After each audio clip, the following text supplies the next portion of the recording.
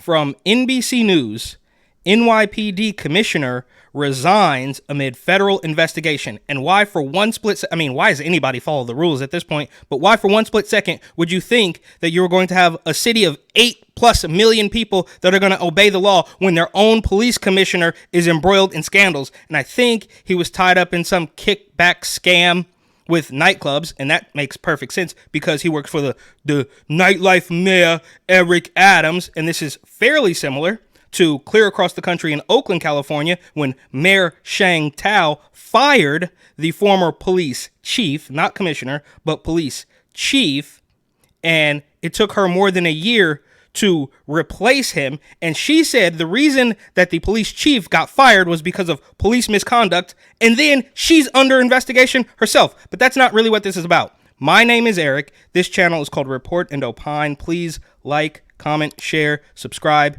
hit the notification bell. I'm absolutely begging you. I'm begging you, please. Come on, please. It would help me a lot and cost you nothing. But if you wanted to help me even more and spend a tiny bit of money, you would buy my book, New York City 2020, Gotham Unglued, on Amazon.com. That link will be in the description. We are following breaking news. The commissioner of the New York City Police Department has resigned today amid a federal investigation.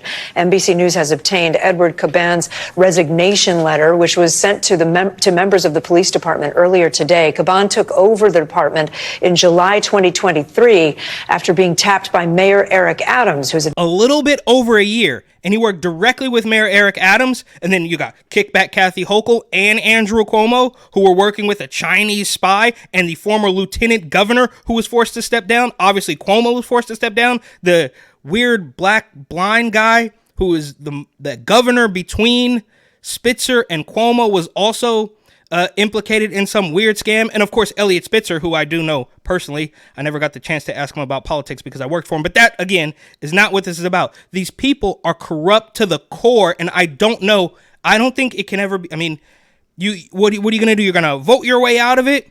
You're going to, storm the Capitol? You can't do that. As soon as you call out the corruption, naturally, they turn you into the criminal.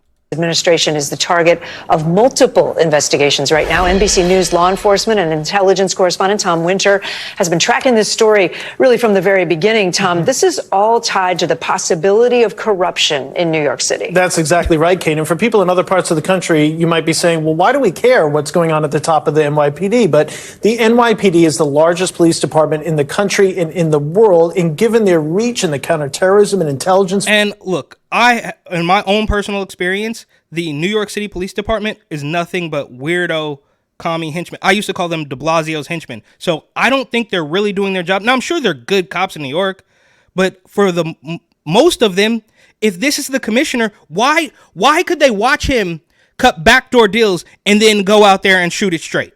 It's just impossible. Fields, it's likely that your local police department at some point, or at least your state, has received a benefit as a result of NYPD Look at this guy in his Gucci scarf. This is investigation. So when the commissioner steps down, and as you just said, it's tied to the possibility, what federal investigators are looking into, whether or not the police commissioner was aware of or had knowledge or directed a scheme that may have involved his twin brother. Okay, wait. So this is tied to the possibility of corruption. Why don't you ask about, you just completely forgot about Lieutenant Governor Brian Benjamin. You just completely forgot about Andrew Cuomo. There's corruption from the top to the bottom. There's no way around it. Oh, but maybe it's happening.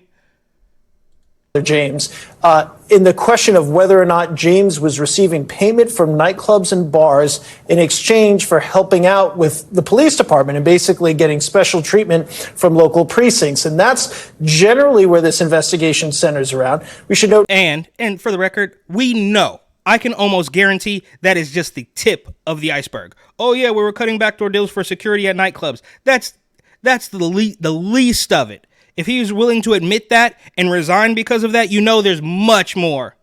Nobody's been charged here. Nobody's been accused by federal prosecutors of any wrongdoing. But this started last week when Caban's phone was seized by federal investigators. This became a huge distraction. He didn't even attend the 9/11 memorial ceremonies yesterday. And I think it came to a point today where he said, look, it's time for me to step down and try to remove this distraction. And he's not admitting any wrongdoing in his statement that he released. Right. Okay. Tom Winter, thank you so much. Appreciate it.